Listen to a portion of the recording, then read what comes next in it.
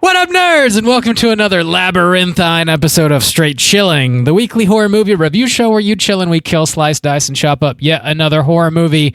My name is Bob. I'll be your host for the evening. This is episode 416, recorded Sunday, March 26, 2023. Tonight, we're talking about the first U-Pick of the second quarter. This one was chosen by your girl, Nicole, and the movie is Dave Made a Maze from 2017. Before we get into it, let me introduce everyone else on the show. First up, calling in from Washington, D.C., we got your boy, Randeezy. What's up? Don't touch that dial. You need to hear this. How do, everybody? How you doing, Bob? You need to hear this. What's funny is I play that bump and have nothing to say immediately afterwards, so... I'm completely misled you. More to come. Stand by. You need to hear it. Yeah. Okay, here comes the fun intro. Last but not least, we got your boy Soju from South Korea. What's up, man? Oh, what up? It's your boy Fort Stains. No smoking, no farting, no pillow fighting. Unless, of course, you got your yabos out. Then it's okay. That sounds like a lame fort party. I heard fork. I was very confused. Okay. Fork stains. I am a fork stain. I don't know how to begin parsing that, but great. I love a good fort. I love it. I don't know that. Yeah. I've never made one out of Are you cardboard. more of a blanket fort guy or a pillow fort guy? Blanket's the way. For sure. Interesting. Yeah. What about y'all? That's the I think that's the Troy method. I'm bisexual when it comes to fort building. Ooh. Yeah, I think I use my base with the blanket, because you can, drape it pretty good. Blankets, usually. And then, you can pad it out with some pillows. Oh, well, yeah. There's room for drywall and rebar. You got to have it all. But I mean, you got to set up the structure. I mean, because you could make like a kind of tent. You could make a fort style with the blanket. It's hard to get a lot of height out of a lot of pillows. You need a lot of pillows to get the height. Yeah, like mattresses really is what we're talking about. Use the pillows to fill in the crevices, and then also you got to have something to rest your head on. So you still got to have pillows in there for sure. Yeah. Let's just talk about how we make forts for the rest of the show, honestly. This is a DIY fort podcast now. I like it. Right. Big thanks to Nicole for picking this week's flick. Before we get into it, though, let's tackle a little bit of housekeeping real quick. Here's another reminder. This is your last reminder, actually. Our April poll pick is currently posted on our Patreon website. If you support us at the $5 level or above, you get the chance to vote on a movie we're talking about this April. The theme for April is weed because 420 and whatnot. The three movies to vote between are Troll 2, This Is the End, and Scary Movie. Bob, for the last nothing time. I'd ever smelled before in my life. The last time, how those numbers looking? The last time. Dude, fucking Troll 2 and Scary Movie are tied. What? Holy shit. They're Again? It's gone back and forth. Yeah, This is the End has 15% of the vote or something. It's this not a chance in hell, but it's anybody's game still here in the last week of the month. Oh my god. If you want to throw your vote away, you know where to go. Yeah. A lot of people have voted too. Somebody might have to switch over. A lot of people have voted. I think there's probably still a handful of people out there that have not, but I think the majority of people have for sure, or at least the majority of people that typically do vote for sure have. Yeah. So some of these protest votes are going to have to come to Jesus at some point. Yeah, I'm very intrigued at this tie. What a bizarre tie this is. Wow. Do we have a tiebreaker system? I don't remember if we do. We've done it once before where we did a showdown. A second poll with just those two movies. Which for 2 or 3 days or something. A flash poll, if you will. We prefer not to do that. Oh, no, not again. Yeah, so get those votes in this week. Please make sure you do it before April 1st. And we'll see what movie we're talking about this April. In other Patreon news, last Friday we dropped a minicast. Your boy Soju was talking about Baby Ruby. The next minicast we got dropping on Friday, March 31st.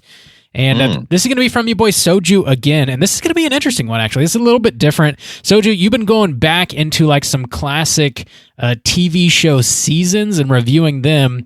We're going to be dropping your review of the first season of The Walking Dead this coming Friday. Whoa, classic. Wow. Classic television. You guys remember watching that on the old couch, in front of the warm glow of the television, friends around, little Deb's flying. Yes. Little Deb's flying. Just slinging them down. Like hail flying through the air. Man. CT Crunch, you can't toss that.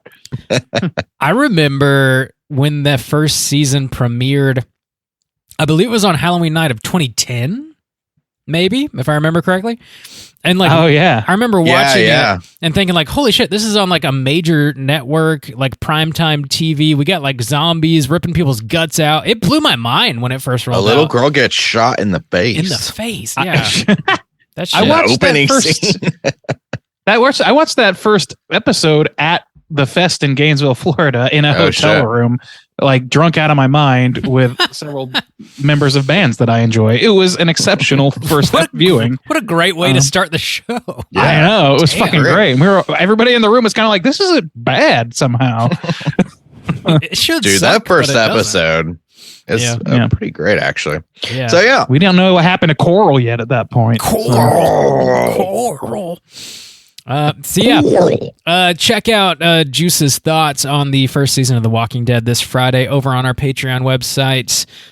We're dropping shit every month over on Patreon. Don't miss out on it. We got a solid dropping every month. Piles of shit. Just once a month. We're not very regular. Well, twice a month, at least twice a month.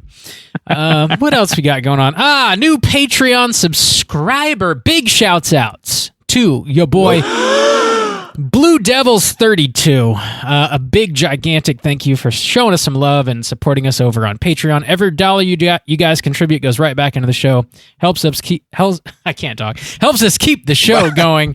And as is tradition around these here parts, we owe you the straight chilling salute. This goes out to Blue Devils 32. Slap my ass. Austrian name? What is that? It's yes, it's Nordic. Probably. All right, great. It's good to get some representation from that part of the world. I love it. Their names international. Yeah. Oh yeah. We are. Why don't we? We need to start working in numbers into our names. I mean, I'm Randall the Third, of Justin course. the 69th, of course. I would love to. I love all the support from our buddy Blue Devil, but as we all know, the devil is a motherfucking liar. So I ain't worried. Biatch. Way to set yourself up there, Randus. I know. Oh my lord. Thank you, Blue Devils 32. What else we got going on? Let's Get Physical Media. We're dropping a new episode this Tuesday. So at the time of this episode you're listening to right now, it's already out. If you have any interest in collecting Blu-rays or 4Ks or DVDs, what have you, check out Let's Get Physical Media anywhere you get your podcasts. My boy Mikey and I, we're talking about our February pickups on this most recent episode, and we got some good shit we're talking to you about. So check that out. Cool. All right. You guys, Juice, you got anything on YouTube? Oh, yeah. I got a couple things going. So this past Monday, we dropped a new Creature Comforts episode. That is our little spin-off YouTube series where I cover a movie that's on the fringes of horror. And this month, I was talking The Fifth Element with Logan, Ghoulish University. So shouts outs to Logan. Thank you for that. Break out your multi-passes. Yep. So that one, Bruce Willis, classic. And then also I was a guest on A Cut Above. Yeah, that episode came out on Tuesday. And we were talking about The Ring, which is funny enough because we are covering Ringu, or however you pronounce it, tomorrow. Ringa. Or, well, not tomorrow.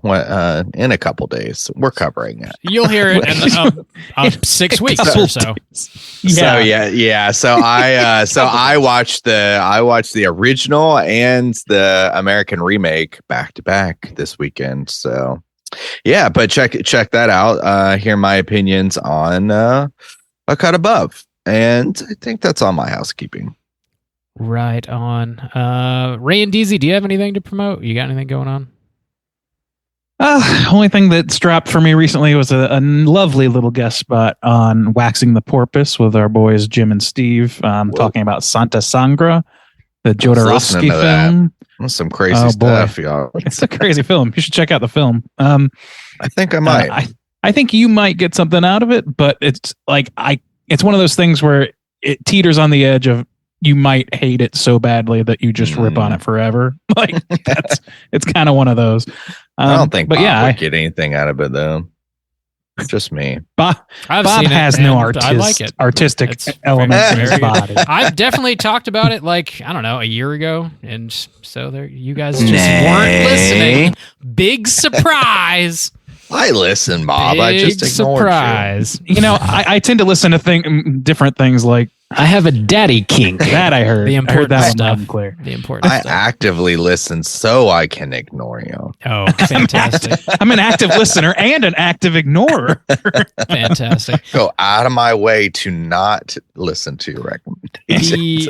The last thing I think we got here is another reminder. The three of us were fortunate enough to sit in with Caitlin over on Plug It Up. We're talking about the Stepford Wives, and that episode is dropping on April 4th. So check that out. Coming up. Anywhere you get your podcasts, Plug It Up. Ooh. Into your ear holes we go. Those are some good partner pods. Yeah. We're just all over the place, aren't we, boys? Killing it. We are spreading ourselves Spreading every way. The great Our seed spreading is spewing across the airway.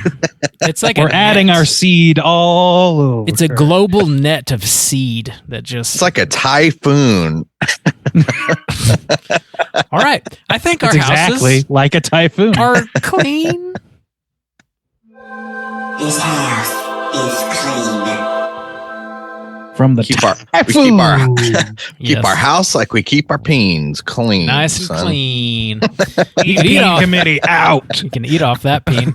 Let's get into the main event. We're talking about some Coke. Talking about Dave made some Coke off your bone. Dave made a maze, and we're kicking it off with the back of the box. What's on the back of the box?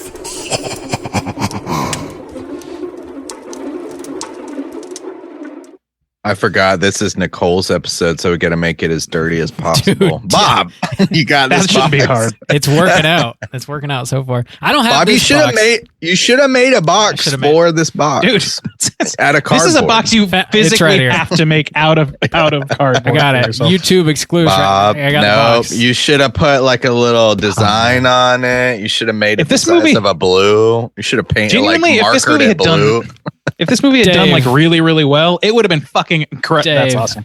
It would have been fucking incredible if they had like just pieced together corrugated shit for boxes. Cool. That would have been really excellent. Just shit. Yeah. You can buy this. Arrow Video put this out on Blu-ray, and so it's pretty easy to find. If you want to stream it, though, it is still up on Shudder, so you can find it there as well. Pretty easy to find. Dave Made a Maze from 2017. This is unrated. It's got a runtime of 1 hour and 20 minutes. Directed by your boy Bill Watterson.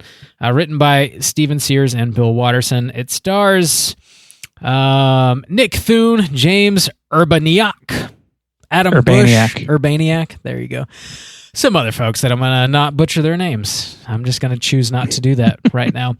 Plot synopsis brought to you by IMDb is as follows. Dave, an artist who has yet to complete anything significant in his career, builds a fort in his living room out of pure frustration, only to wind up trapped by the fantastical pitfalls, booby traps, and critters of his own creation. Gentlewangs, had you seen this movie before? Huh? What? Huh? You want to know something interesting about what you just read? No, I don't.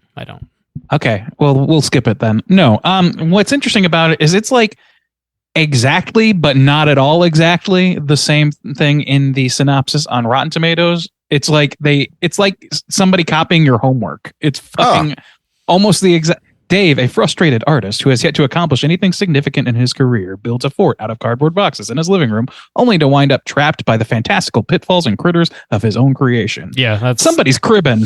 Yeah, somebody just stole that shit for sure. Yeah. Weird. Anyway, sorry. General Mengs, had you seen this movie before, and would you recommend people check it out? Randeezy, kick us off. I had not seen this film. I was aware of it. I think it's been recommended quite a bit, and certainly by Nicole. I know she's brought it up quite a bit in the Slack here and there. I mostly knew it like visually by seeing like its artwork on streaming and stuff, and I kind of pieced together what it was about from whatever synopsis was provided there.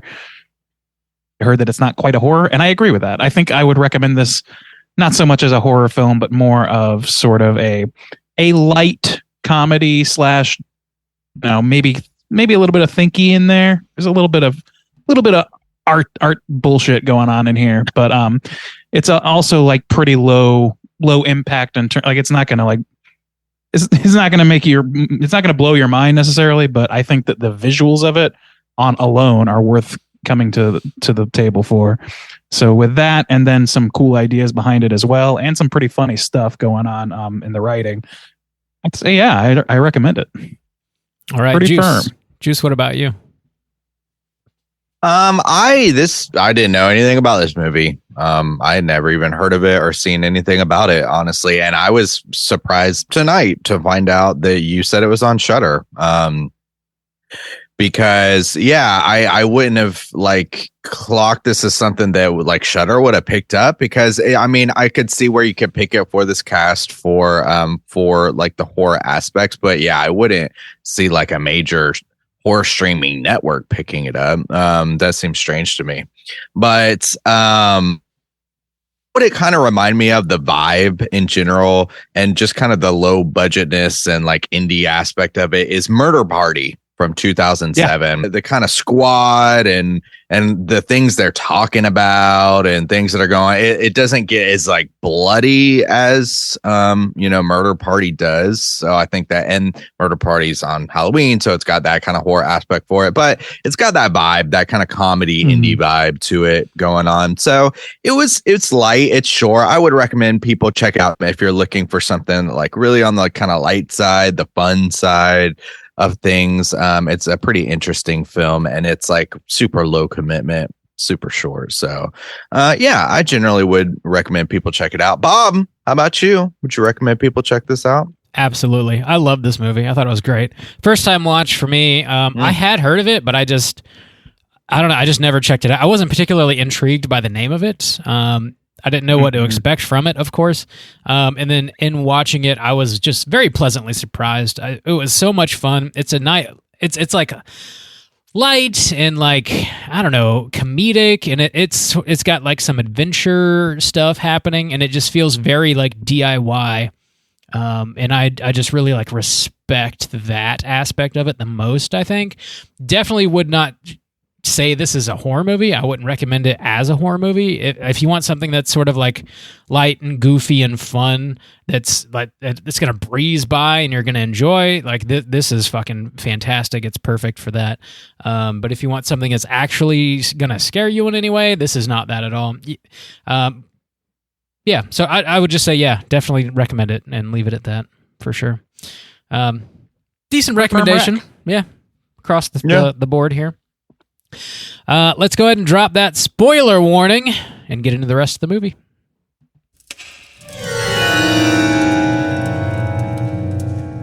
Spoiler warning.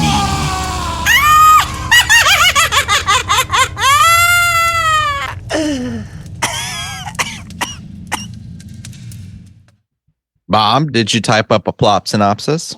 Yes, I did. Thank God. I did it. This is the most important aspect of the show, Bob. Please continue. I shall. Don't fuck it up. Here's the plot of the movie. The movie opens up with our titular character, Dave, who is 30, out of work, and he's being interviewed about his maze. He says he just wanted to finish something, and that he also may be responsible for the people who have died that day. We jump back in time. We see Dave's girlfriend, Annie, return home to their apartment from a weekend away. She finds a small cardboard fort in their living room. From inside the fort, Dave tells her it's much larger on the inside and he's lost. He also tells her not to destroy the maze and not to enter it because it is too dangerous. Annie calls her friend Gordon to come over. and help out with the situation. He arrives and then decides to call several other friends over: Leonard, Bryn, Greg, Jane, and Harry, who is a filmmaker, along with his boom operator and cameraman. They immediately begin making a documentary about Dave and his maze. They also invite a hobo and 2 Flemish tourists over. So, Leonard then leaves the apartment while the rest of the crew enter the maze, and they move from room to room, finding that it is indeed much larger inside. They also find several things are living in the maze, and that Dave has also constructed booby traps throughout it. Jane triggers a booby trap and has her head severed by a cardboard axe, killing her. Greg then hits a tripwire and is impaled by several cardboard spikes. The group circles back and finds Greg's body is missing and conclude there is a minotaur living in the maze. The minotaur chases the squad, and Annie uses a box cutter to move through a wall. They end up running into Dave, and he admits he doesn't know how the maze came to be what it is, but it seems to be alive and is growing on its own. He also has a hand that is fully made of cardboard after sticking it into a glowing vaginal-like crevice. They deduce they need to attack the maze's heart, which it does not have. Dave and Andy make a heart out of cardboard. The other crew have run into a cardboard marionette version of Bryn. They try and attack her, but she turns into a giant hand, killing the cameraman. Gordon distracts the Minotaur, and Leonard is killed by a cardboard saw blades. They finally slash the heart with a katana, causing the walls of the maze to fall down, and they find themselves back in the apartment. They begin cleaning up the cardboard, and as they throw the last of it into the dumpster, the Minotaur crawls out and walks off, throwing up an I love you sign. One of these. Aw. Roll credits. I thought that was the shocker. Doing it all wrong. Been doing it wrong all these years. That's the shocking part, is that how you've been doing it so wrong. I am shocked. I'm sure. So this movie starts off, and funny enough, to make a weird connection, that so this kind of reminded me of at the beginning of Mother from Arna, what's his name, Aronofsky. Yeah.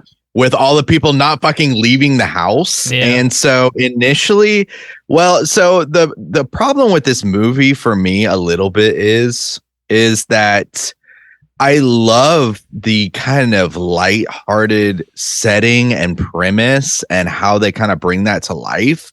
But for the most part, I really don't like any of these fucking characters. I despise them for the most part. They really annoy or bother me consistently throughout the movie.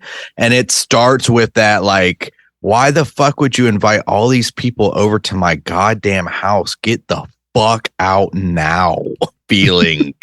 I hate it. Like, that's your Mother connection, is you felt like Dave was the Natalie Portman in this situation. Well, no. What's her name? Annie. Annie is, and not Natalie Portman. Come on. Oh yeah, what the fuck? Yeah, that was wrong. Yeah. Oh my god. J-Law. Yeah. Jennifer Lawrence. So I feel like I should be like really loving some of these characters, and I just didn't like any of them except maybe Annie as the most relatable, I guess, to me at least. But everybody else, I'm like, God damn, these sons of bitches. It didn't bother me in that way because they end up in the maze kind of immediately, so you're not really like you're not in a real space anymore. They're not fucking up your real shit. You're just kind of running away from a minotaur, and like, that's fine. Yeah, they're not helping. Well, no, it set up their personalities in that way, and those personalities carry through. Like, for instance, the filmmaker, he's this intrusive, arrogant, kind of pompous piece of shit, and he's always that, and he survives. So I just feel like they feed into each other's like kind of toxic personalities. It's not just the camera guy. I feel like they all have these like kind of character flaws that they all feed into, instead of like, I feel like if anything, what's her name? Annie should kind of be the voice of reason. And in some way she is, but there's also this kind of like aspect of like man-childism going on where she's the de facto mom, and I hate kind of the way they treat her. And it's just, you know, even like the little comments they make, like, oh, you know, yeah, you'll have to be the one to clean this up once he's finished with it, and like, kind of, I don't know, they just feed into that, and nobody ever really changes or improves. It really bothers me about this film. I understand that point of view, but I also think that all of that's very intentional. I think that, like, what's going on under the hood of this movie is this is more allegory than film. This whole thing, like, this is all about the creative process and the people involved in the creative process, and it kind of takes the piss out of everybody, but in particular the core artist, which is Dave. Who kind of causes all this and like creates this exuberant thing while also not, you know, helping with anything with that. Like Annie's role here is clearly as spouse to an artist, beleaguered spouse who is kind of getting the bills paid so this guy can fail and start things and not finish them and all those things. Like, that's kind of the core of the movie. And James Urbaniak's director character, first of all, because I know James Urbaniak's work a little bit, like I recognized him from Review, the Andy Daly show on Comedy Central a few years back that I've definitely mentioned a few times and which I'm a big fan of. He plays a pretty good role in that. And like, I think that him being this director is sort of like a stand-in in that creative process for somebody who's like an assistant director or somebody whose job it is to help the primary, like the visionary in the room, the primary director, to synthesize their work into something that is artistically viable in the marketplace, so to speak. They're kind of the boots on the ground a lot of the time. And that's kind of like filmmaking specific, but all these guys come from, you know, obviously film and comedy chops and stuff like that. Nick Thune is a comedian / musician. Like, a lot of these people are comedians, and James Urbaniak's character, his comedic styling is so perfect for that sort of like arrogant son of a bitch who's just trying to like get the shot regardless of what other people like need in that moment, and regardless of like whether or not it puts people in danger or whether they want to talk or any of that shit. He's just an aggressive person. And so, like, while I understand why you would be put off by all that, and really like that, I guess at my core I was too, but I saw it as comedic to the effect of, okay, so they're going through all the different the hangers on, and a film. I'm thinking of it in film production terms because I think that's how they're thinking of it. Like, hangers on that just want to be on set and want to see a movie get made. The boom mic guy, the camera operator, the guy who's there, who's your best friend trying to help you synthesize good ideas from bad and give you hard, tough love, and then the beleaguered wife character or spouse or whatever partner who just kind of has to put up with your shit and has to find a way to care about you and your work enough to push you to that, or to allow you to get to that point. So like, it's kind of like an ecosystem, and I feel like they all kind of have to have those shortcomings in order to properly portray that ecosystem of the creation of this big project that this guy just has to get out because he feels very like impassioned about finishing one of these finally. So like, yeah, I can understand why you'd be put off, but to me, it's like, I don't know. I was clocking that real early, and I was like, this is perfect for this insert role, you know? Yeah, I don't know that I was like really put off by any of these characters specifically. Like, I mean, the filmmaker is kind of an asshole, but like once they get in the maze, it's like the whole like thing is so like magical and goofy that like I can kind of just roll with any of these personalities in the moment. And I feel like the first time you see like somebody get decapitated and like yarn shoots out instead of blood, you're just like, oh, okay, this is where we're at. Like, it's so lighthearted, and it feels like it's got that like low budget labor of love thing that like I think I really connect. I think we all connect with on some level, because we all like know what it means to fucking make shit with no money. You know, like I think we can definitely relate on that level. So like, and I can identify in a way, even if Dave is like, dude, crying into his fucking beer a little bit, and it is a little like obnoxious. Like, I think we can at least relate on some level with that character here. Yeah, I mean, the thing is, you're supposed to kind of get his point of view as well, and I think we do.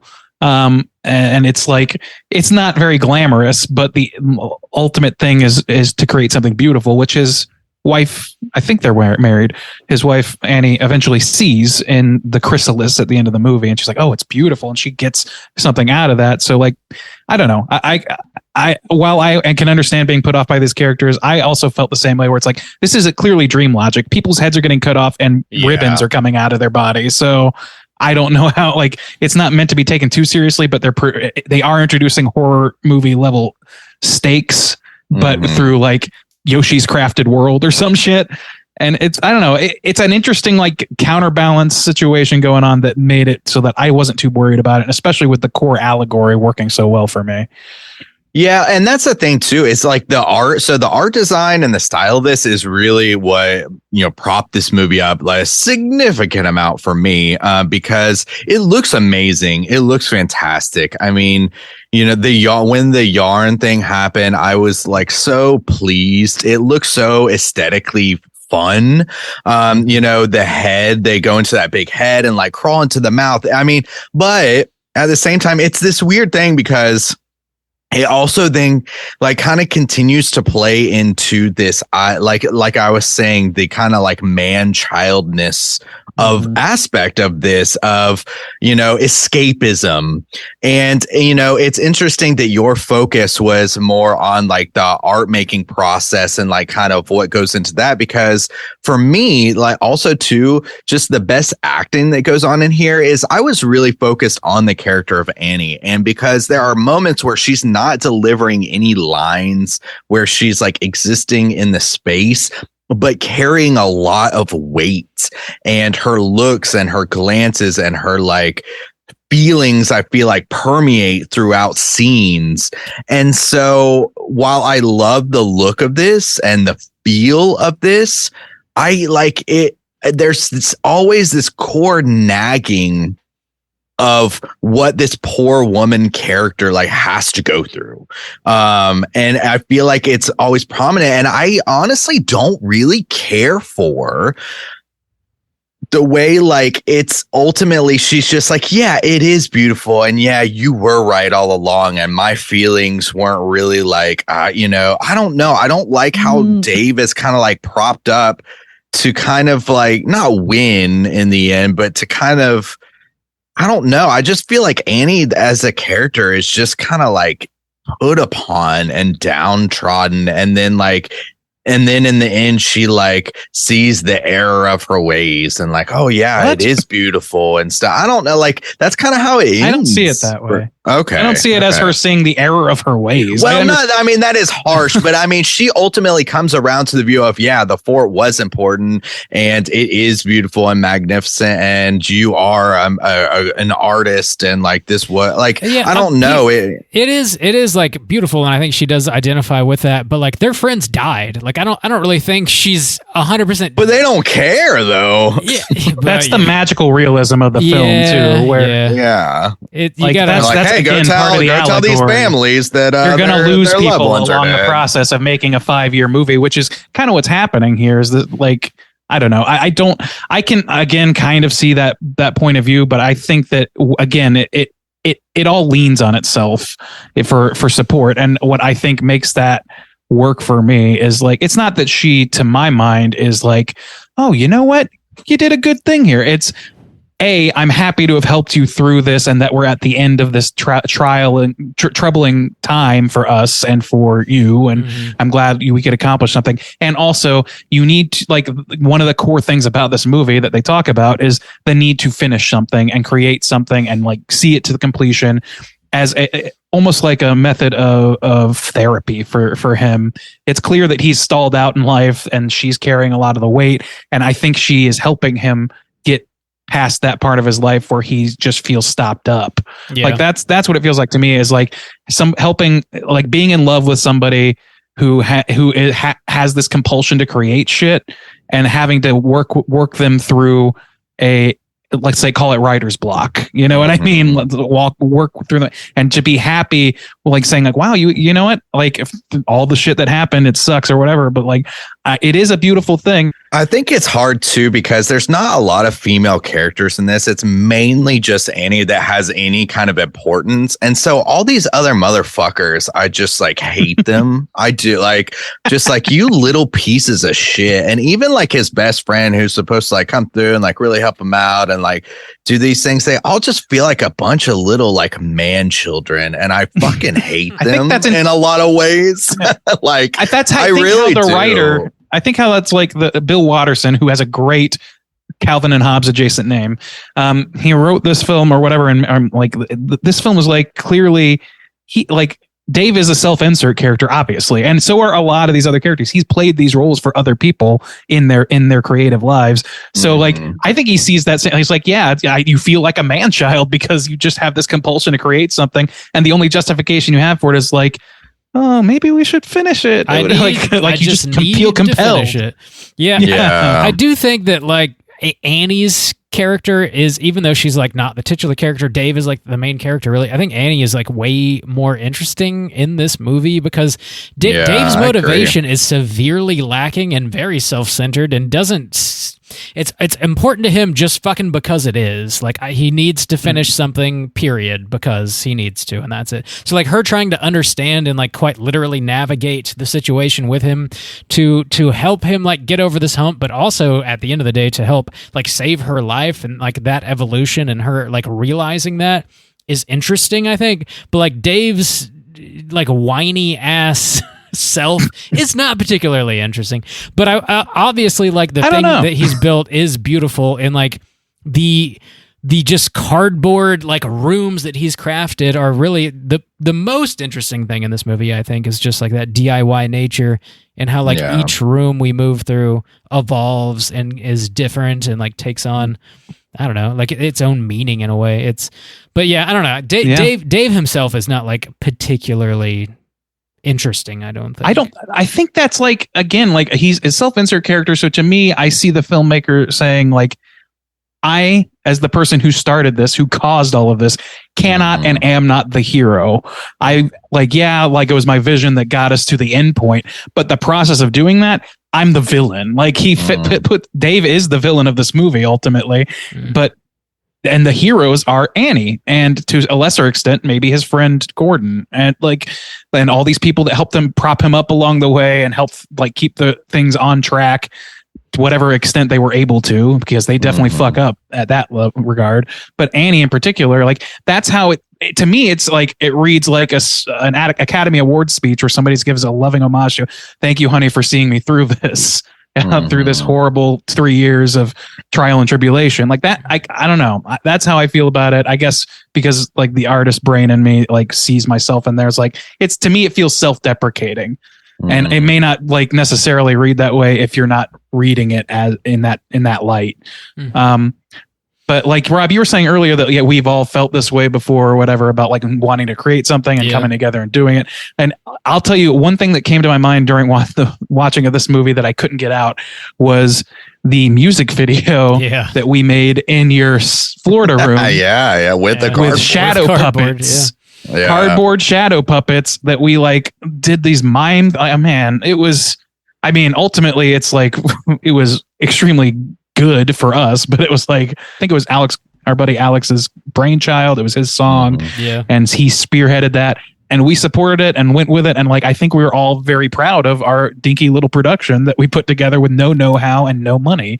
And that's kind of, again, how I see what I see this movie depicting. Absolutely. And that definitely like popped into my head as well. Like we did this like this one shot music video that took like I don't know, at least we did it in a day. It was a day. Was it one day or it's 2? A day? Because I remember recording late into the night and us being like, should we stop and like come back and do it? We were like, if we don't finish it now, it's not gonna we won't finish it. Yeah, that's us in the maze. Well, we had like 15 or 16 people over and we're like, we can't get everybody back for another day. There's just no way the schedules would line up. So we like banged it out and made it happen with literally no money and just Yeah. I mean, I can identify with just like the need to create something for sure. Like I think we all feel. And they need to feel finish something that you start, that even if it started off as just like a little thing. Like I think that we all were like, oh, that's kind of a cool idea. Yeah, we can spend a few hours doing that. And then it turned into like up till 4 a.m. We got to finish this or we won't. And I guess the problem with that is like we were like kids, and I'm not kids, but we were teenagers in some aspect. We were still in some kind of schooling. And so we were doing it at Rob's parents' house. And like the toxicity of this is it almost feels like this.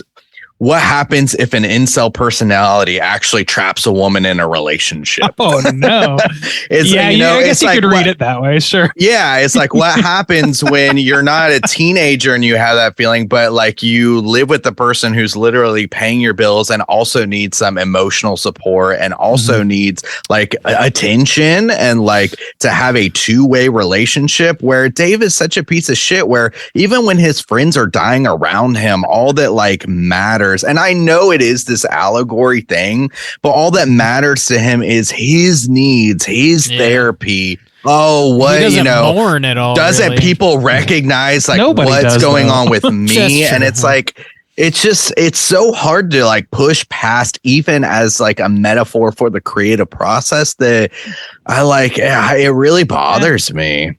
It definitely didn't bother me like that in that way. And like, I see. Yeah, he doesn't mourn, but nobody does. This is like, again, that's part of the fantastical realism of the situation is that people are dying, but they're dying in like visually ludicrous ways that they make jokes about. And it's fun and it's silly. And like, it just creates the structure of a horror movie stakes without actually having any of the terror involved, which is fine because they have other things to take that role, the comedy and the core stuff going on. I can understand not liking the character, but to me, like, I don't know, like there's definitely some infantilization going on of Dave. And I think that's like, that's self-deprecation from the writer. And so to me, it's like by getting him through this one project, hopefully that is the change that he feels. That is what I'm led to believe is the change he has. He's completely changed his hand forever. He has now a crafted hand for life. He has a cardboard hand at the end. He's inevitable. He has changed physically and internally, I think, because he felt infantilized. She felt that he was infantilized, but wasn't trying to. She was just trying to support him in his artistic endeavors. And that's kind of the rub of being a professional artist who is not doing so hot. I think we were kids, but he's a professional, so the pressure's even higher. It always comes back to the incels, doesn't it? With us, we always circle back to the incels. This time it's my doing that. Thanks, Juice. Yeah, no, I'm living in a nightmare. This movie, like speaking of just like the DIY nature of it, just there's not much trivia on here, but the cardboard that they ended up getting like was full on like donated to them or like they dumpster dove for it. They did not pay for any of the cardboard used. That's awesome. In this movie. That's awesome. So cool. In the set that they were on, they only had space to have 2 rooms built at any given time. So the average lifespan of a full-blown room that they built was roughly 4 hours. So they were constantly like building and tearing shit down. I can't imagine. That's really impressive because this looks great. Yes, it does. Yes, like aesthetic, like even in front, like it looks clean. You know, it doesn't look like, oh, this is a bunch of cardboard from a dumpster. No, it looks. Yeah, it's got that perfect blend, honestly, of like if you went to Disney World and they had a room that was supposed to look like cardboard. That's what it looks like. Yeah, it's where you're like, chaos. Wow. Yeah, exactly. It doesn't look like some 4 guys crafted this room literally out of cardboard. It looks like someone wants you to think it's cardboard. And so good on them. Good on them. I watched an interview with Bill Watterson, just a 5-minute thing he did about this film, and he said something similar. He's like, the lifespan of these things are so short, like the minute we were done shooting we had to tear it down, and all the while there are these people while we're filming in the other room hot gluing their asses off to get the next set ready. And he was like so complimentary to them. I don't know, I like watching that short clip of him talking about the movie actually really like helped helped those things like fully solidify in my brain that I'm talking about already, like what this movie is about or whatever. I felt that pretty strongly, but hearing him say it, I was like, yeah, not only that, but you are this guy. Like this is confessional for you. Yeah, yeah, I'm sure. There something else I liked about this movie quite a bit is the soundtrack. It opens up with a banger, and there's another banger like at the closing credits. Songs that I like didn't recognize, but like they were really, really catchy. And going through, like, trying to find more trivia about this movie, the character of Greg is played by someone named Timothy Nordwind. I didn't recognize that name at all, but apparently he is also the bass player for OK Go, and they're famous for all their like DIY music videos and stuff too. So like that jives with the vibe of this movie really well. Yeah, like. Yeah, the treadmills, and then there's one where they like jump out of an airplane or some shit. That's like they're more a video production company than a band at this point. I didn't know they had a skydiving video. I've never seen. Oh, they have like every music video that they have released since that one has been stunty in some way and one shot or like some big production. And sometimes it's pretty badass, but I can't tell you what the song sounds like. So that's a weird thing. I had like completely forgotten about that band. Except that the treadmill one, here we go, or something like that. I like a few of their songs, but it's a commercial production company at this point, and that's fine. Yeah, that's fine because like they were usually pretty fun, but also too very, very gimmicky. We're gonna do this crazy.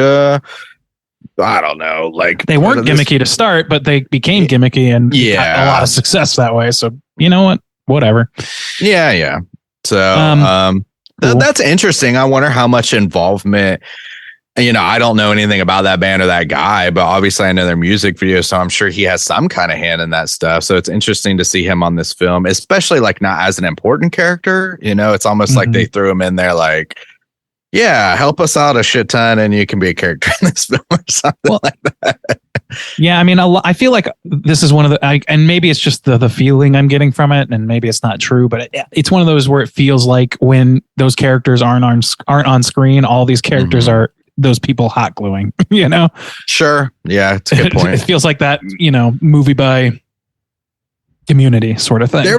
There was that weird aspect of that friend who comes in later, who he's like, oh yeah, Leonard, I got this idea, and he's wandering around the maze, and then ultimately just kills later. And I was like, that was a weird choice. What was that? I think that was supposed to be like a running gag, but I didn't think it landed for me. I didn't either because it didn't do anything. Like he didn't find any new thing. Or I thought he would factor in, He was the one that like kept getting like sliced up by the little spinning cardboard wheels of forever. Death. Like they kept cutting back time. to him. Even after the climax, that gag was cracking me up. That gag, it didn't crack me up, but that was definitely the best of it. The rest of the time, I was just kind of like, okay. I mean, there was another ongoing kind of just taking each screen gag that I think I know what it's from, but I'm not sure. It's clearly a reference. The whole like. You fuck my wife thing? Is that a Scarface what is that reference? Yeah, what is that? I think it's gotta be like a Scarface or something. I couldn't place it either, but that they kept doing that, and it's clearly like a line amongst friends. That's what it feels like. It feels like that both written that way and maybe in real life. Everybody listening to our show relates to that feeling. Like, what the fuck are these guys saying? What are they talking about? Yeah, exactly. Yeah, that's fair. Yes, that's exactly right. Yeah, Cooter Club fair. Represent. Yeah, what are they saying? It doesn't make any sense. What is a soul juice stain? What the fuck? Grow up, I call you. Grow up. You fuck my wife? Grow up, bro. That's the theme of this. That's me. You should just play instead of me talking. You should just. That's your review. Over and over. Just cue me on your review time. Grow up, bro. I'm so mad about it. Yeah, I thought. Grow up, Dave. You piece of shit. The design of the Minotaur was really fucking cool with the giant cardboard horns and everything. It was really cool. It was. I like that you could kind of see through them a little bit. Yeah. Like me too. They could have done that a whole lot of different ways. It wouldn't have been as cool, honestly. Yeah. Yeah. I love this scene where they turn into paper bags too, honestly. Dude, yeah, the Fandango scene. Yeah. That's exactly what it is. Yeah. It was great because I don't like the creativity here is fantastic. It truly is. The creativity with the design. It was great. But then it's also got this like level of immaturity. So it's so weird to dance between these things because when they become paper bags, I loved it. And I thought that's very creative and it's like childish, but in an endearing way. But then there's also a cardboard vagina. And I'm like, yeah, you know, that was also kind of a little bit of a weak point for me because like that I don't know where that fits into the allegory exactly. It's just like, so what, you get distracted by poontang? Is that what I'm hearing? Like, it's almost this whole like it's these like real personalities coming through almost and that's why it kind of like leaves this bitter taste because I'm like, I feel like you're really kind of like this, you know, or else you wouldn't be able to write it this way. And that's the thing that like he put his hand into it and it came back cardboard. So like, allegorically, I have no idea what's going on with that. So like, the whimsy of it is there, but I don't understand what it's pointing at, so it doesn't work for me. If you get laid, you are art. You damage yourself by getting like maybe it's confessional in the sense that this guy's cheated on his spouse a few times or something. I don't know. The art of fuck. Well, let's speculate wildly. Okay, as we tend to do. I won't go into the gossip zone with that. But it's just like that to me. I feel like it's either just like a low rent joke that's kind of interspersed within sort of whimsical jokes, which makes it kind of fall short. Yeah, and then or it's just a missed some sort of like symbolism that I'm not able to wrap my head around, and I don't think is working. I think one thing we should like get into before we give our final reviews though is there's kind of like two scenes, but I think they're like very closely connected and like kind of what this movie wants you to kind of take away from, I think, is the one where Dave does his whole monologue and, you know, I'm 30 and, you know, I beg for these jobs that I hate and that kind of stuff. But then also this scene, which was like really well shot and shows that they don't need to just be in this maze to kind of like capture imagination, is the scene where just him and Annie are looking at each other and like start ripping off or, you know, like going through these different outfits. And getting darker in the room. Yeah. So those are really good. And see that's why to me, like I get the idea of like the creator and stuff like that. But like from the very beginning, I was just like, I was honed in on Annie as a character. Like I said, she did a fantastic job carrying the weight of this emotion. And it all comes to this kind of crescendo in this scene where they're looking at each other. And at one point, you know, like Dave is dressed up like a hobo and she's dressed up like this like judge, this magistrate with the thing. And I was wondering, so how I took it was kind of like how either they see each other, like it's projected on how they see each other, and then in some cases how they see themselves. These kind of like reflections. I thought that was like a really well crafted scene. I totally agree. It's a standout scene for sure. And it has this like very cyclical nature that it makes their relationship feel like it's just like spiraling, and it does get sort of darker and darker, but they're like repeating the same steps in a way and asking each other the same questions and stuff. And it feels like they're very much stuck in a certain moment in their lives, which obviously Dave is trying to break himself out of by making this ridiculous art project or whatever, even though it's very like self-involved, but that's part of his issue, you know. That's probably the most interesting like character development moment, or the most like telling scene of the movie, other than like, you know, Dave literally just explaining his life to you point blank. But like, yeah, I think there's a lot that you can glean from that. And I also love how in the background, like as they're like removing these cardboard outfits, as the conversation rolls, their house, their apartment like slowly turns into cardboard and becomes like more and more like fabricated. And it's just like so wonderfully shot. It looks beautiful. It's a great scene. It is. I love that scene. And like, to me, it's like, because it's repeating itself, right? And it's like getting more and more cardboardy, more and more artifice. and things are melting away is how I see it. I totally agree, Juice, that it's like, I think that it's almost like the levels of ego. It's like super ego is like, oh, I see myself as an artist. Oh, she sees me as an infant, and I see her as whatever. And then it goes down. It's like, oh, she's judging me. She's a judge. And oh, I'm wearing a spit, like whatever it is. I can't remember the specific, whatever, how it went. Yeah, I don't remember all of them either. But like, and as you're going through that, the room's getting darker and darker and darker. Everything's getting more and more artificial until you get down to the glow stick scene where they're back in the maze for real. It's totally in black except for this glow stick, and it's full on the Morrissey song, "There Is a Light That Will Never Go Out." It's full on like, this is the core of our relationship. The other stuff is stacked on top and matters less, especially when we reconnect with this, which is that they love each other. Like, that's what we're basically being told, and that she loves him for his creativity. He loves her for her inflappable like support or whatever. Like whatever, like it works for them. There's something that is intangible at the core of it, and it's very beautiful in that way. I think it's a really nice thing, and that's what leads to them getting the chrysalis done, which is then noted as being beautiful. And it's this like this spinning thing that's got like the minotaur attacking, and then like the cards, like Dave as a jack stabbing down at the minotaur, and this constant struggle between the pursuer and the creator, and like it's kind of everything at the core of this thing. I think it's a really beautiful like distillation of what the movie's about.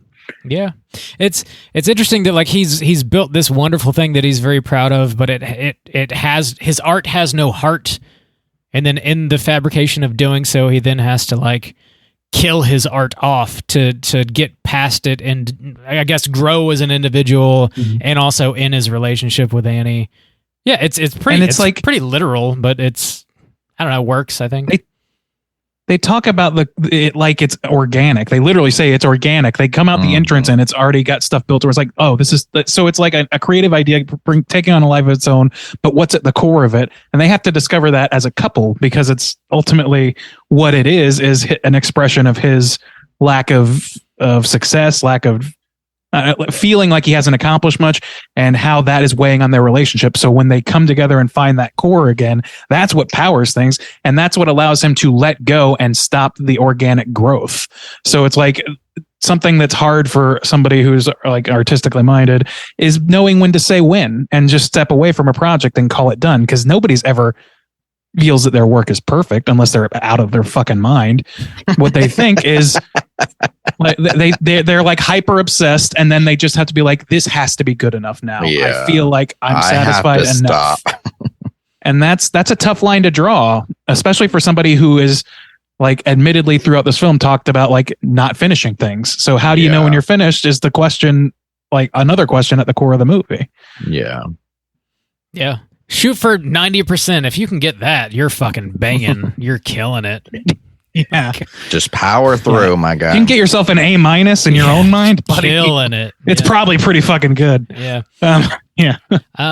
Anything else you guys want to touch on before we do rate Dave Made a Maze? No, good. No. All right. Let's go ahead and do this out of 5. Juice, why don't you kick us off? How do you feel about Dave Made a Maze? Grow! And that's a 5 stars. There it is. Yeah, this one, it's kind of tough for me because I liked watching it and I didn't like watching it. It's got a lot of positives too. When I go down the checklist, I also noticed the music and enjoyed it. The design in this is fantastic. I love the whimsical nature of it. I love the creativity of like becoming bags, and even like from a horror aspect, that, Bryn at the end where she's this puppet, that's creepy.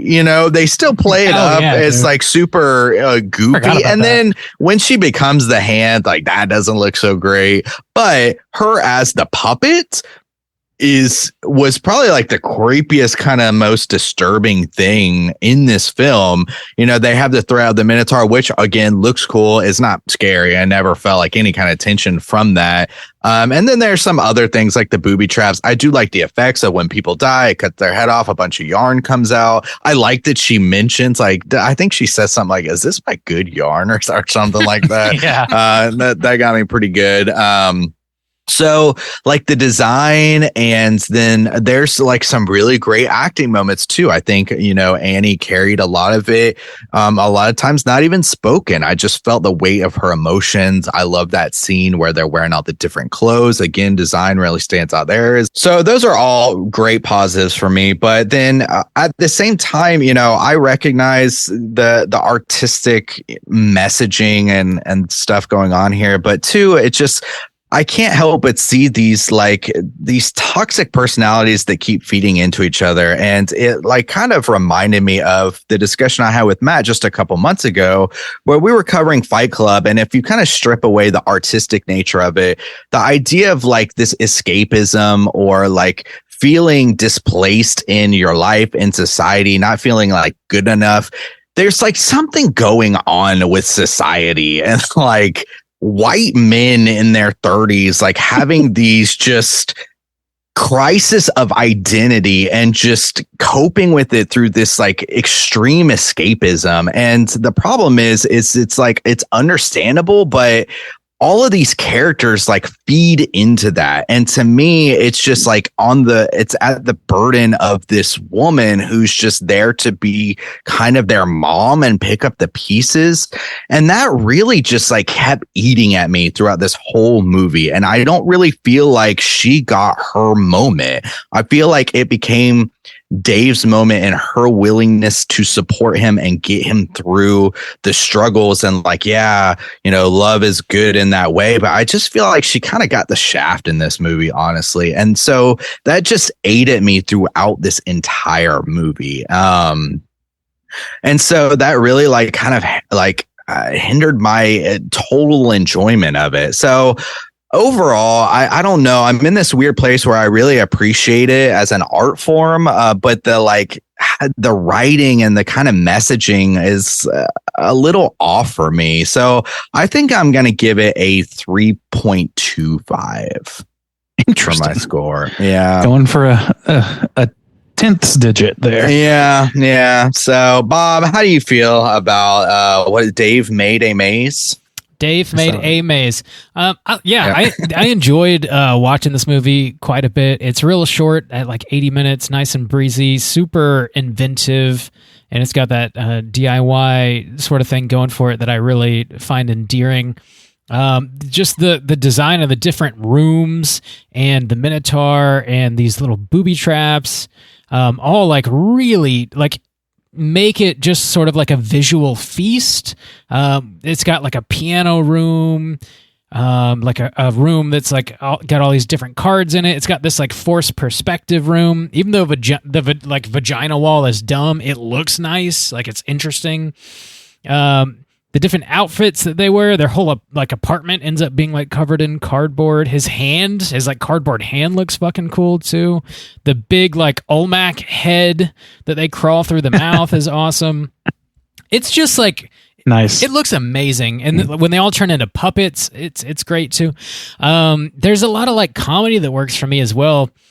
When they do all turn into little hand puppets, the tiny little minotaur tries to roar, and it sounds so tiny and adorable, and that moment was fantastic.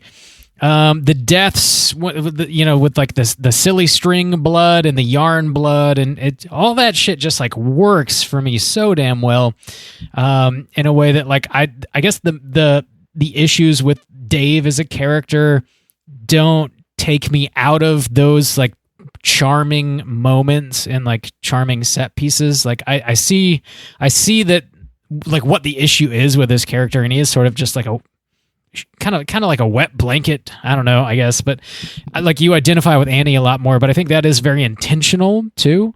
I don't know, the soundtrack's banging, and it's just a very fun, interesting movie. It's hard for me to think of much that I've seen that I could compare to this. It just feels kind of fresh and light, and I really enjoyed watching it. I'm gonna come in with a 4 out of 5 for this one here. Nice. Randeezy, how do you feel about Dave Made a Maze? I feel pretty good about it. So I won't harp on the visuals because we've already established that they're great.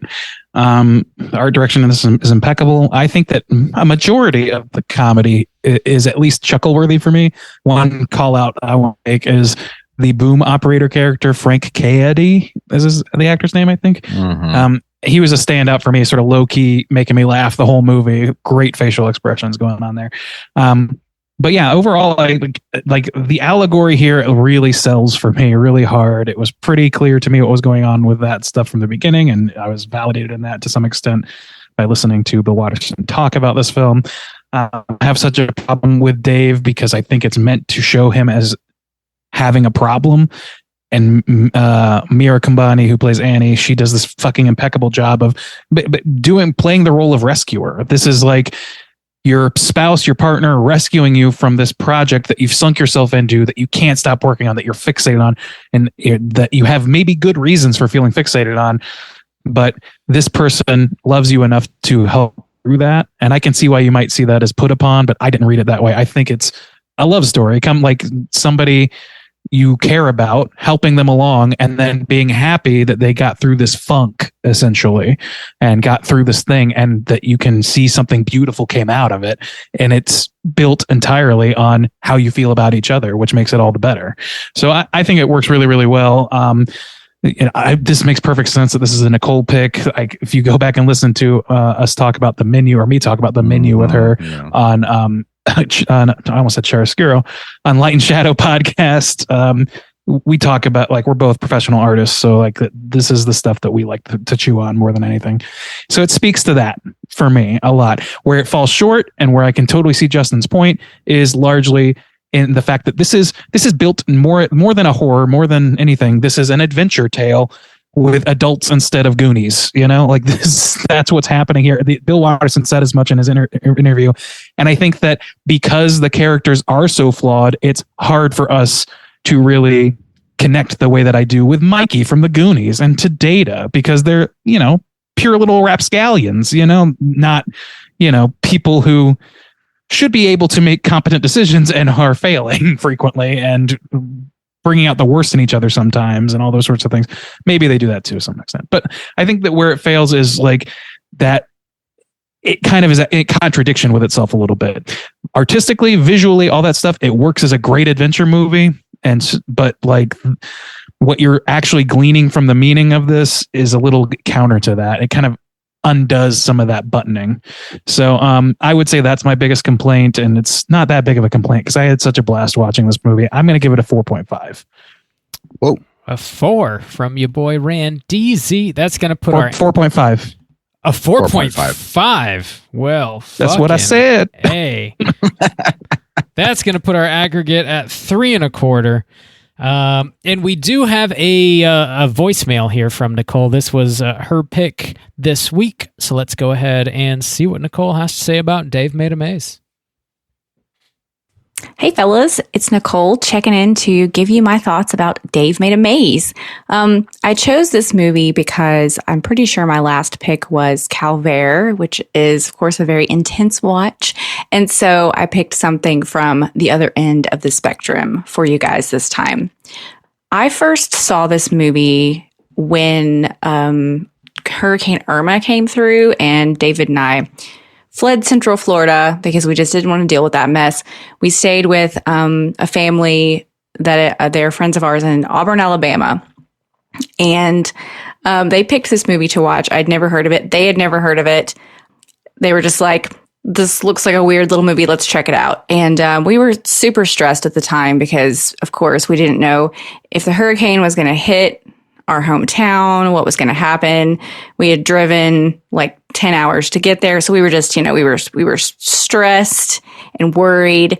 And so watching this movie was just exactly what we needed at the time. It was just fun and lighthearted. And it was a great experience. And I don't know a lot of people that have seen this movie. I've came across just a very few amount of people over the past few years who have seen it. And most of them feel the same way I do. They feel like it's a hidden gem. So I love a lot of things about this movie. It's just pure imagination. It's creative and fun. I love all of the quirky touches, like the confetti beheading. And I love that all the gore in this movie is just like streamers and ribbon and silly string. That's always fun. I love the details like the perspective room. I love it when they all turn into like little paper bag people. The puppet Bryn is a seriously creepy moment, but kind of silly at the same time. All those little touches just really make this movie fun and unique. And of course, as a creative professional, I appreciate all of the just time and effort and serious talent that went into the building of these sets and all the little details. I do have like a few criticisms. I don't want to spend a lot of time on that. I think, some of the characters can be a little annoying at times and some of the dialogue doesn't quite work, but I'm pretty much willing to look past any of its shortcomings because I think it's just so creative and charming. It's such a unique film. It was clearly made with a lot of love, and I'm always rooting for those types of movies. It's also kind of like a blended genre. It's not really comedy. It's not quite horror. It's got a little bit of everything in there. And that's always fun as well. I would suggest to anyone who hasn't seen it yet, I would suggest watching it with a group if possible, because I do think it's more fun that way. On the rewatch by myself, I definitely didn't have as much fun as I had with that initial group when I first viewed it. So I have to say, I think critically, Dave Made a Maze is a 3 out of 5 for me, but it is a 5 out of 5 in my heart. So I really hope that you guys had fun with this oddball little movie. And until next time, stay spooky. Nice. I'm genuinely shocked that Nicole didn't bring up the artistic angle on that. I love that her approach was very different than what I thought. And it was really more about like this lovely time that she had in a tribute, a trial time, I guess. This would be a great movie. It's so lighthearted that this would be great in a dark time, or like this. For sure. Yeah, it's a good bright spot movie. It is. That's good pick me up. True. Especially if it's totally blind and you're just like, I don't know, let's throw it on. Oh my god, it's so much fun! Like it's kind of perfect. It would. Yeah. It's good. It would be good for lifting a mood for sure. Yeah, definitely. Mm-hmm. Awesome. Yeah, thanks for picking this week's flick, Nicole. Good one. I think we all dug it to some degree for sure. Cool. Let's go ahead and jump into our Rotten Tomatoes segment and see what the critics and users think about Dave Made a Maze. Certified fresh to death. All right, we're running a little low on time, so I'm going to speed run. This is the Rotten Tomatoes segment in which I'm going to have these gentlemen guess within the best of their abilities what the critics and users' aggregate positive scores are on RottenTomatoes.com. And that includes, I just said critics and users for Dave Made a Maze. I'm going too fast. Okay. We're going to start with our critics as we usually do. There are 58 reviews for this film. Bob, we'll start with you tonight. Where do you think those 58 critics land? 75%, sir. 75 percentile from Bob. Juice, where are you coming in at? I'll take the 69 dudes. 69 dudes. The art of the fuck. Well, the art of the fuck. So, Bob, congratulations. You took this one 86%. I should have gone with the other boys. The other boys. They never let you down. I picked the wrong boys. The boys gave me a hell skeet today. Juice, you got to type. What can I say? Christian there are rockers. All right. So moving on to our audience score, 500 plus ratings in the audience sector. Juice, we'll start with you now. Where do you think those 500 plus ratings put the average? That kind of threw me off. I guess I'll go with 80. 80. All right.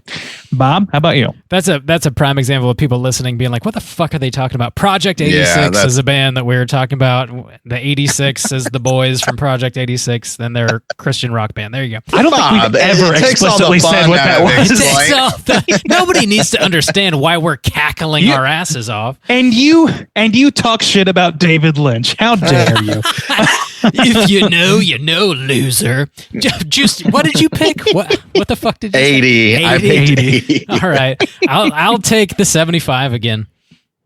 All right, 75. Well, Bobby, that was a good guess. 71%.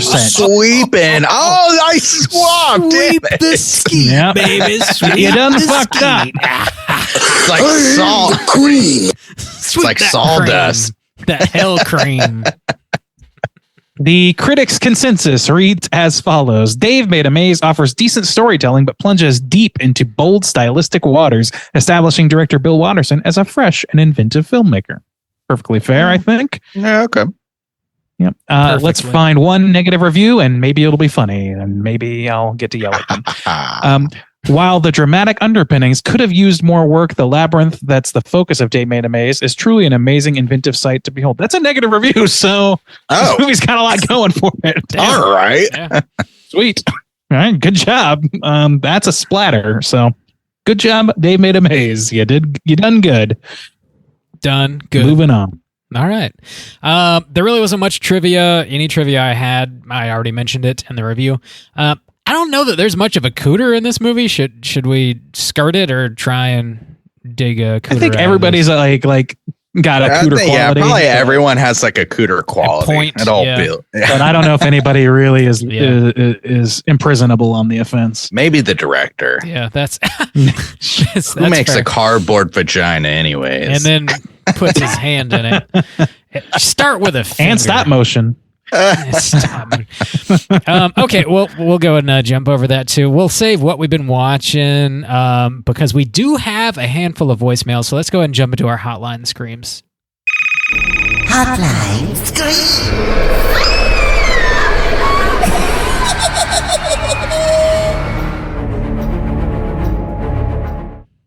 Heyo, if you are listening and would like to call in and leave a voicemail to be featured on next week's show, hit us up at 904-638-3231. We got 3 voicemails. Let's see if we have time to get to them all.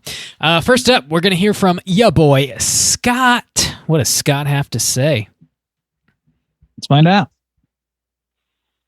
What up, boys? It's Scott calling again from Ottawa. Been a while since I called in. Thought I'd call about my thoughts on the Scream series. I was actually pretty unfamiliar with this series of movies. I always thought Scream was a bit overrated. I remember seeing the series on TV when I was a little horror guy, and even back then I was kind of dismissive of it. Like, everyone loved the show so much. Anyway, so recently I binged all these movies, and it's been fun. They're pretty neat. It was definitely awesome to see the new one in a theater recently. Sorry you guys were so like meh on the 6th Scream. I thought it was the best of the sequels. So kind of going along with everyone else. I thought it was at the very least like effectively commenting on how the internet can like twist a story and make people a victim through conspiracy theory shit. But I just kind of thought like that's what it's saying. But was surprised you guys said like it didn't really have much to say. But I also like the setting in New York City. Definitely agree that it was weird to see Gail back up to her like old ways and like writing about murders and profiting from it again. Like, she clearly had a lot of character development from then. So I don't know what the fuck that was about. Like, I thought we were past that with Gail, but definitely a negative I'd agree with, but it was fun overall. Anyway, my rankings. So the original Cream, it's a good one. Then 6 Cream. Sorry, fellas. Then Cream 2 and Cream 5 are kind of like tied in the middle there. But I guess like the 5th film, probably just because like I think the kills are pretty dope. And I can't believe they fucking killed Dewey though. Like he became my fave. Like fuck, sorry, spoilers to anyone listening. Then Cream 4, it's like extremely meta part with like the opening where it's like the movie within the movie within the movie. Like that bugged the shit out of me. But otherwise, it was all right. And then Cream 3, which I still enjoy in an ironic way and laugh at the some ridiculous acting in that one. So you guys will have to do that one soon. Thanks for all you guys do, and keep chilling. Later. All Let's right, see, bring we in got hot what, takes. two more creams to go through, right? To finish the series. 2 now? and 3. Oh, we God. got to cover. I'd love to get to Oh, them you mean all. on this podcast? On I this thought you meant podcast. like there were 2 more in production. I was like, Jesus Oh Christ. no, God. no. 69. Of course it cream will be true. the best. Oh cream. my God! Oh, God Almighty. The cream. Yeah. I'm living I'm in glad a people nightmare. are. I'm glad people are like in 6, like in a general sense, but also like I get what you're saying, where it was like, but I feel like they didn't develop that. It was there, and that there were people who are on the streets who were mad at her, but it didn't. Yeah, It's mostly just spoken at you, and then we get like 1 or 2 very short scenes of it actually affecting our characters. Yeah. Like, they really just say like, we have to assassinate your character, right? But like, it doesn't really fucking play into the plot at all. Nah. So, And it could have easily. It could have. It felt You're like in New York where people are dressed up like Ghostface. It just. There I don't could think have that easily been I don't think 3 that false commentary. killers. I don't think that commentary actually has to do with Scream. Like I just like, whereas the other movies talk about horror movies and the way movies and like media and all that stuff. That kind of does, but it doesn't really. It's always, kind of adjacent. The best Screams always have like that double-edged sword where they are commenting on like tropes of movies and then also like real life stuff. Like this tries to do both, and I think it fails at both. I don't think it. Honestly, Yeah. So, I don't think it lands. That's the landing on it's that. just they just kind of tell you what they're trying to do and don't successfully do it on either but hey, side. you know. Yeah, but I'm glad Good people for you. love I'm it. glad you came around to Scream to some extent. Yeah, I wish I loved it. And 4 Cream deserves more respect, please. Thank you. Please, thank you. Please and thank you. Thanks for calling in, Scott, though, for real, and sharing your lineup. Thanks, Scott. And I hope you're doing well, man. Always good to hear from you. Next up, we're going to hear from ya boy, Nate, the nastiest Nate of all. Let's hear what he's got to say.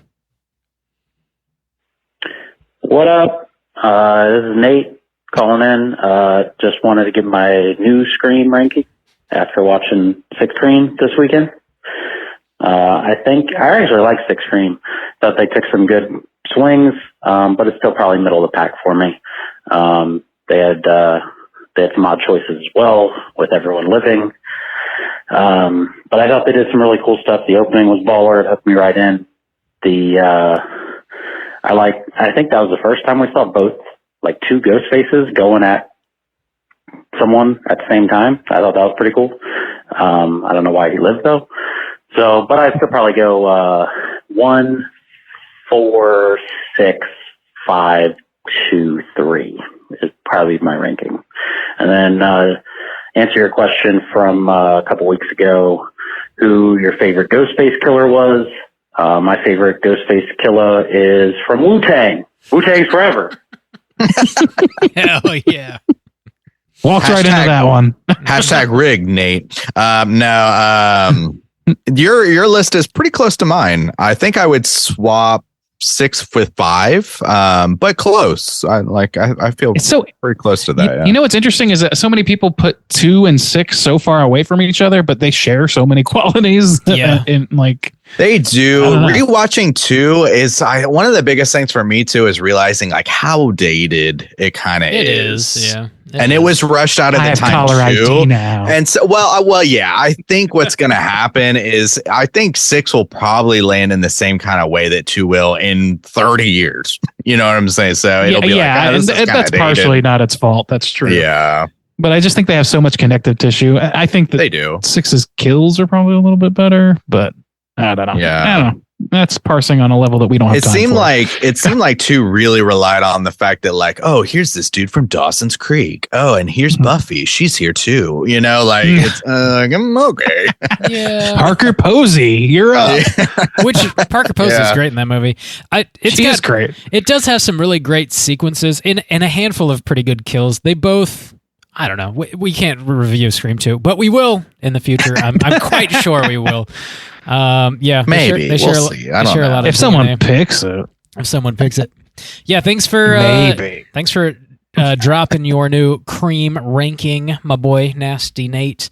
I am surprised to see how consistently people have 6 rated like in the top 3 though. That's high praise. And there's only 6. I'm banking on recency bias, but yeah. Yeah. Let's see where we are in 5 years. Yeah, I think so too. Next up, we're going to hear from your boy Brandon. Let's hear what he's got to say. Yo, what up? It's your boy, Brandon. So I just finished skinning a rink. I should have turned some lights on before I finished this movie. I think that would have been a good idea. I think they did a really good job with that. I thought it was filmed beautifully. I mean, all the, like the static, I guess, over top felt like it was like a filter, but I thought it looked really good. I thought some of the shots were great. Spoilers for Skinning a Rink, by the way. Whoa. Fast forward, if you're listening to this, fast forward like, I don't know, whatever. Anyways, the shot when like the hallway keeps extending, I thought was super cool. And then the door and like the house when it was like clearly like a dollhouse or something. I thought that was badass.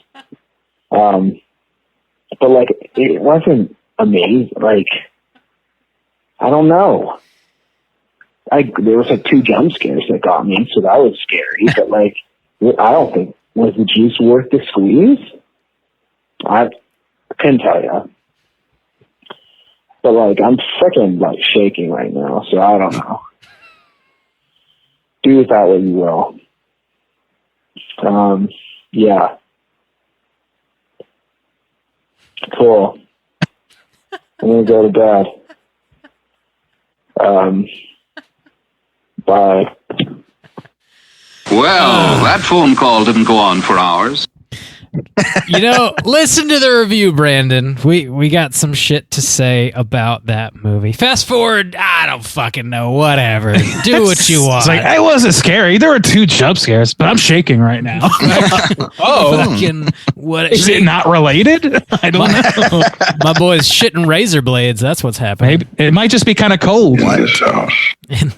Cold in this house. My boy had a lot of T-Bell for dinner, so he's shitting his drawers. Oh, God. Damn. Food poisoning is what I'm saying. Okay. Yeah. Cool. Oh, yeah. Thank you, Brandon, for being sober when you call in. We appreciate that. Oh, fuck. Call in 904-638-3231. Gentlemen, do you have any prompts you want to throw out for next week? You look like you might have one. I have one if you want. Oh, okay. Yeah, go ahead. What I was going to say is like anybody, like, I mean, and this kind of requires that you have listened to this episode and watched the movie, but like, do you relate to any of this as a creative person, whether or not you are like creative professional or not? But like the act of creating something, especially with other people involved, is there any project you've worked on in the past that made you feel like you were kind of spiraling and you'd leaned on your friends to help you kind of push forward? Because I know that like we discussed, like we had that experience at least the one time, and certainly all the fucking time with this podcast. Like, yeah. So we're constantly spiraling out of control. So yeah, I'm just curious. I love to hear that sort of like triumphant story of like, making it work when you've got this vision and you've got whatever you can put together, you put together and you just give it a shot. Put something down on paper. I appreciate that. I'm just trying to get us to 500 at this point. That is so dragging us. And then I'm out. That's so then we get syndicated. The story of this particular episode is just trying to fucking make it happen. Oh my God. Yeah. Also, too, like building off that prompt, I would like love to kind of hear from some ladies if you've seen this movie. And since maybe I was bringing the female perspective on this one, call in and let us know. Yeah. Does he need? As we all know, artists are exclusively straight male. Does your boyfriend need to get a fucking job? Well, no, I meant like not from the I don't care about the artistic perspective. I want to care about from like the emotional perspective that this movie's trying to. So Randy's focusing on the art perspective. I was really hung up on like the emotional core here, and where I felt Annie kind of got shafted from a writing standpoint. So I want to hear if anyone like I don't know. Thoughts on that, but also I would love to hear from some women as well, because I don't want a bunch of like dudes calling and be like, no, she was right, that's what she needs to be doing. So you're just only give me the opinion I want to hear, please. Well, no, I want at least a perspective. I want to hear from the incels. If a lady calls in and says that, I guess we'll let it ride. The girlfriend, you got a girlfriend that just doesn't support you at all whatsoever in your endeavors. Call in and bitch. I want to hear that. Have you been having trouble in your personal life? Has your girlfriend been acting a little weird? Has your boyfriend been a little bit of a man baby? Call in. 904 Soju's got you covered. Incel. Call in. Let us know. Incel After Dark. That's the new podcast name. Oh, no. I'll let you run that one, big guy.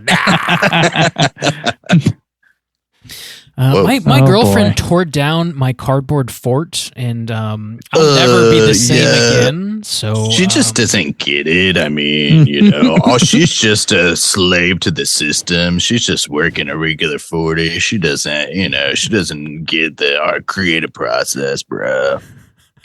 But she does buy you Subway. I decided that I'm lonely. There you go. Cool. Thanks for calling, everybody. Again, hit us up at 904-638-3231. Answer whatever the fuck you want. Thanks again to Nicole for picking this week's flick. We're going to be back next week. We're going to be back next week with a brand new show, as always. It's going to be another Patreon pick. This one was chosen by Gabe, and the movie is Paranormal Activity 3. Whoa. Wait. Grace. Yeah. Okay. Thrice. Then the third one. Number finally 3. breaking into the franchise with the third one. Number 3. Yeah. We got a lot of activities to get through. There's a lot of activity going on here. We have lots of activities. Yeah. Slam your eyeballs into Paranormal Activity 3. Get ready for next week's show. Until then, social media, find us, Slack channel. Let me know you want to join it, and I'll send you a link so you can do so. Hit us up. Talk to us. We are everywhere. We are in your ears. We are in your mind. We're everywhere. We're in your bedrooms now. We're in your closet. Turn around. Looking at you, watching you eat your Taco Bell. And I want to know who I'm looking at. I know you're eating those Doritos. What's your favorite scary movie, incel? What's your favorite Dorito flavor? All of them. What's your favorite Dorito Locos Taco? I want a Dorito suicide bag with just every flavor in one bag.